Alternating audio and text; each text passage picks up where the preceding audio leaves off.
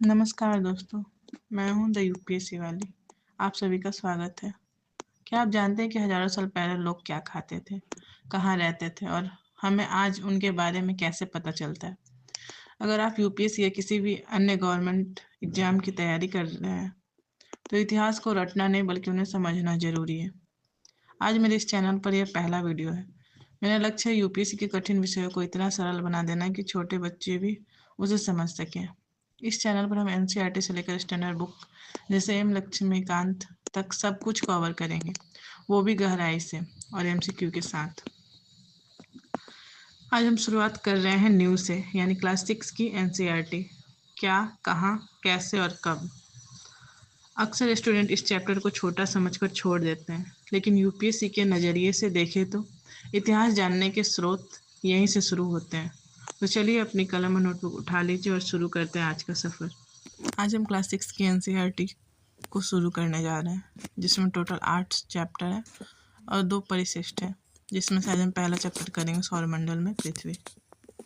चलिए स्टार्ट करते हैं।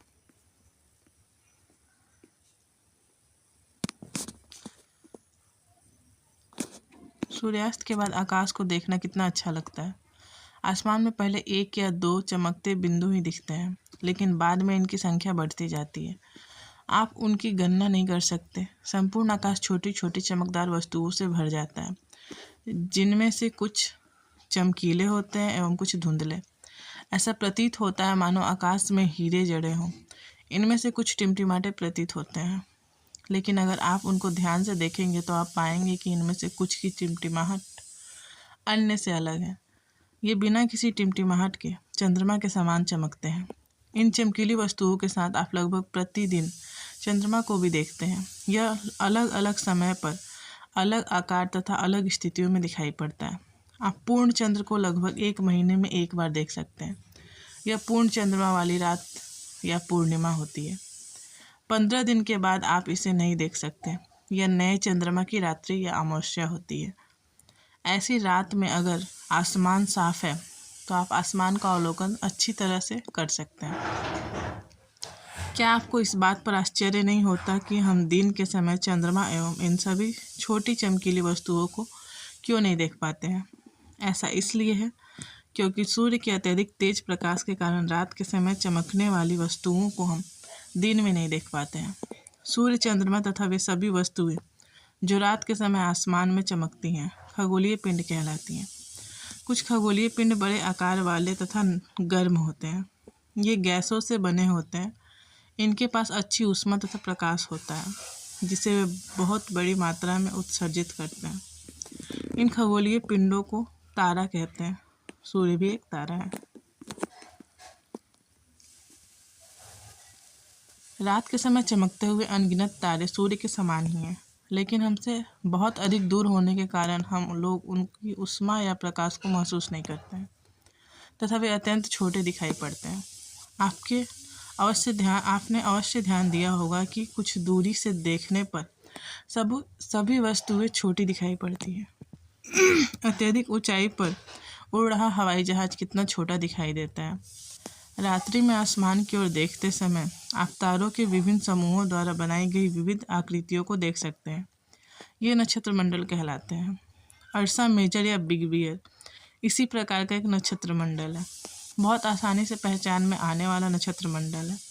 सात ऋषि संत, यह 7 तारों का समूह है जो कि नक्षत्र मंडल अर्सा मेजर का भाग है। आपके परिवार या पड़ोस में किसी बड़े व्यक्ति से कहिए कि वह आपको आसमान में और अधिक तारों, ग्रहों तथा प्राचीन समय में लोग रात्रि में दिशा का निर्धारण तारों की सहायता से करते थे। उत्तरी तारा उत्तर दिशा को बताता है। इसे ध्रुव तारा भी कहा जाता है। यह आसमान में हमेशा एक ही स्थान पर रहता है। हम सप्तऋषि की सहायता से ध्रुव तारे की स्थिति को जान सकते हैं। चित्र 1.1 में आप देखेंगे कि यदि सप्तऋषि मंडल के संकेतक तारों को आपस में मिलाते हुए एक काल्पनिक रेखा खींची जाए एवं उसे आगे की ओर बढ़ाया जाए तो यह ध्रुव तारे की ओर इंगित करेगी, जैसा कि आप देख सकते हैं।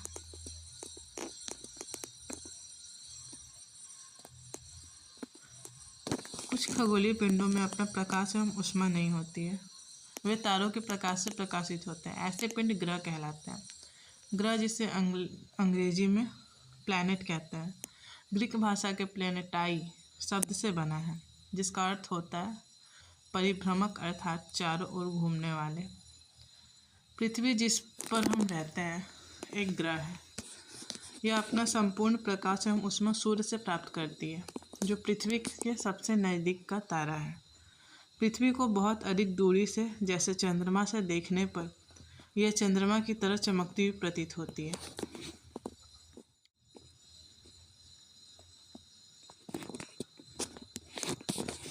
बुध को सूर्य के चारों ओर एक परिक्रमण करने में 88 दिन लगते हैं और अक्ष पर घूर्णन करने में 59 डेज। शुक्र, सूर्य के चारों ओर एक परिक्रमण 255 दिन। ये आप देख सकते हैं।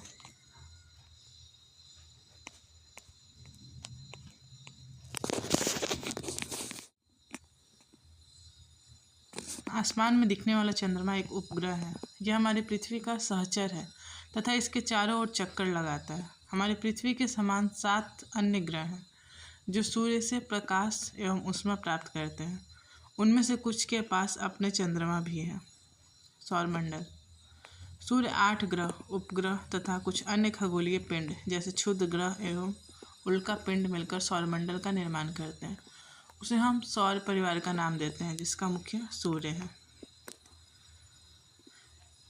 क्या आप जानते हैं पौराणिक रोमन कहानियों में सोल सूर्य देवता को कहा जाता है। सौर शब्द का अर्थ है सूर्य से संबंधित, इसलिए सूर्य के परिवार को सौरमंडल कहा जाता है। सौर शब्द का उपयोग करते हुए और अधिक शब्दों को लिखें। शब्द की उत्पत्ति, ऐसे बहुत से शब्द जिनका उपयोग हम एक भाषा में करते हैं, अक्सर वे दूसरी भाषाओं से लिए गए शब्द हो सकते हैं। उदाहरण के लिए ज्योग्राफी एक अंग्रेजी शब्द है, एक ग्रीक भाषा से लिखा गया शब्द है जिसका अर्थ है पृथ्वी का विवरण। यह 2 ग्रीक शब्दों से मिलकर बना है, जिनमें जी शब्द का अर्थ है पृथ्वी एवं ग्राफिक का अर्थ है लिखना। जी नहीं, जियो होगा यहाँ पे। आइए पृथ्वी के संबंध में और अधिक जानें। जियोलॉजी, मेट्री, आइड। लॉजी पृथ्वी का अध्ययन, मेट्री पृथ्वी का मापन, आइड पृथ्वी के आकार के अनुरूप। क्या आप जानते हैं रात में आसमान को देखकर मनुष्य हमेशा से मोहित हुआ है। खगोलीय पिंडों एवं उनकी गति के संबंध में अध्ययन करने वालों को खगोल शास्त्री कहते हैं। आर्यभट्ट प्राचीन भारत के प्रसिद्ध खगोल शास्त्री थे। उन्होंने कहा था कि सभी ग्रह तथा चंद्रमा परावर्तित सूर्य प्रकाश के कारण चमकते हैं। आज विश्व के सभी भागों में खगोलविद ब्रह्मांड के रहस्यों को खोजने में लगे हैं। हम पढ़ते हैं सूर्य के बारे में। सूर्य सौरमंडल के केंद्र में स्थित है। यह बहुत बड़ा है एवं अत्यधिक गर्म गैसों से बना है। इसका खिंचाव बल इससे सौरमंडल को बांध रखता है। सूर्य सौरमंडल के लिए प्रकाश एवं ऊष्मा का एकमात्र स्रोत है, लेकिन हम इसकी अत्यधिक तेज ऊष्मा को महसूस नहीं करते हैं, क्योंकि सबसे नज़दीक का तारा होने के बावजूद यह हमसे बहुत दूर है। सूर्य पृथ्वी से लगभग 15 करोड़ किलोमीटर दूर है। ग्रह, हमारे सौरमंडल में 8 ग्रह हैं। सूर्य से दूरी के अनुसार वे हैं बुध, शुक्र, पृथ्वी, मंगल, बृहस्पति, शनि, यूरेनस तथा नेपच्यून। सूर्य से उनकी दूरी के अनुसार अंग्रेजी में ग्रहों के नाम याद रखने का आसान तरीका है। My very efficient mother just serve us nuts. सौरमंडल के सभी 8 ग्रह एक निश्चित पथ पर सूर्य का चक्कर लगाते हैं। ये रास्ते दीर्घवृत्ताकार में फैले हुए हैं। ये कक्षा कहलाते हैं। बुध सूर्य के सबसे नज़दीक है। अपनी कक्षा में सूर्य के चारों ओर एक चक्कर लगाने में इसे केवल 88 दिन लगते हैं। शुक्र को पृथ्वी का जुड़वा ग्रह माना जाता है, क्योंकि इसका आकार एवं आकृति लगभग पृथ्वी के ही समान है। अभी तक प्लूटो भी एक ग्रह माना जाता था, परंतु अंतर्राष्ट्रीय खगोलीय संगठन ने अपनी बैठक अगस्त 2006 में यह निर्णय लिया कि कुछ समय पहले खोजे गए अन्य खगोलीय पिंड 2003 यूवी 313 सीरस तथा प्लूटो बौने ग्रह कहे जाते हैं। पृथ्वी। सूर्य से दूरी के हिसाब से पृथ्वी तीसरा ग्रह है। आकार में यह पांचवा सबसे बड़ा ग्रह है। यह ध्रुवों के पास थोड़ी चपटी है। यही कारण है कि इसके आकार को भू आव कहा जाता है। भू आव का अर्थ है पृथ्वी के समान आकार। जीवन के लिए अनुकूल परिस्थितियां संभवतः केवल पृथ्वी पर ही पाई जाती हैं। पृथ्वी न तो अधिक गर्म है और न ही अधिक ठंडे। यहाँ पानी एवं वायु उपस्थित है जो हमारे जीवन के लिए आवश्यक है। वायु में जीवन के लिए आवश्यक गैसें जैसे ऑक्सीजन मौजूद है। इन्हीं कारणों से पृथ्वी सौरमंडल का सबसे अद्भुत ग्रह है। अंतरिक्ष से देखने पर पृथ्वी नीले रंग की दिखाई पड़ती है क्योंकि इसकी 2/3 सतह पानी से ढकी हुई है, इसलिए इसे नीला ग्रह कहा जाता है। चंद्रमा। हमारी पृथ्वी के पास केवल एक उपग्रह है, चंद्रमा। इसका व्यास पृथ्वी के व्यास का केवल 1/4 है। यह इतना बड़ा इसलिए प्रतीत होता है क्योंकि यह हमारे ग्रह से अन्य खगोलीय पिंडों की अपेक्षा नज़दीक है। यह हमसे लगभग 3,34,400 किलोमीटर दूर है। अब आप पृथ्वी से सूर्य एवं चंद्रमा की दूरियों की तुलना कर सकते हैं। चंद्रमा पृथ्वी का एक चक्कर लगभग 27 दिन में पूरा करता है। लगभग इतने ही समय में यह अपने अक्ष पर एक चक्कर भी पूरा करता है। इसके परिणाम स्वरूप पृथ्वी से हमें चंद्रमा का केवल एक ही भाग दिखाई पड़ता है। चंद्रमा की परिस्थितियाँ जीवन के लिए अनुकूल नहीं है। इसकी सतह पर पर्वत मैदान एवं गड्ढे हैं जो चंद्रमा की सतह पर छाया बनाते हैं। पूर्णिमा के दिन चंद्रमा पर इनकी छाया को देखा जा सकता है। क्या आप जानते हैं प्रकाश की गति लगभग 3 लाख किलोमीटर प्रति सेकंड है। इस गति के बावजूद सूर्य के प्रकाश को पृथ्वी तक पहुंचने में लगभग 8 मिनट का समय लगता है। रोचक तथ्य। नील आर्मस्ट्रॉन्ग पहले व्यक्ति थे जिन्होंने 21 जुलाई 1969 को सबसे पहले चंद्रमा की सतह पर कदम रखा। मालूम करो कि क्या कोई भारतीय चंद्रमा पर गया है। उपग्रह एक खगोलीय पिंड है जो ग्रहों के चारों ओर उसी प्रकार चक्कर लगाता है जिस प्रकार ग्रह सूर्य के चारों ओर चक्कर लगाते हैं। मानव निर्मित उपग्रह एक कृत्रिम पिंड है। यह वैज्ञानिकों के द्वारा बनाया गया है जिसका उपयोग ब्रह्मांड के बारे में जानकारी प्राप्त करने एवं पृथ्वी पर संचार माध्यम के लिए किया जाता है। इसे रॉकेट के द्वारा अंतरिक्ष में भेजा जाता है एवं पृथ्वी की कक्षा में स्थापित कर दिया जाता है। अंतरिक्ष में उपस्थित कुछ भारतीय उपग्रह इनसैट, IRS, एडूसैट इत्यादि हैं।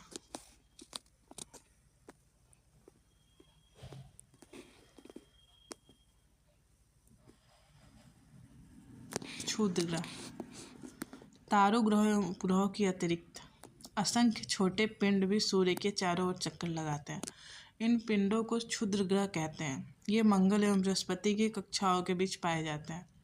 वैज्ञानिकों के अनुसार क्षुद्र ग्रह के ही भाग होते हैं जो कि बहुत वर्ष पहले विस्फोट के बाद ग्रहों से टूटकर अलग हो जाते हैं। उल्कापिंड सूर्य के चारों ओर चक्कर लगाने वाले पत्थरों के छोटे छोटे टुकड़ों को उल्कापिंड कहते हैं। कभी कभी ये उल्कापिंड पृथ्वी के इतने नज़दीक आ जाते हैं कि इनकी प्रवृत्तियाँ पृथ्वी पर गिरने की होती हैं।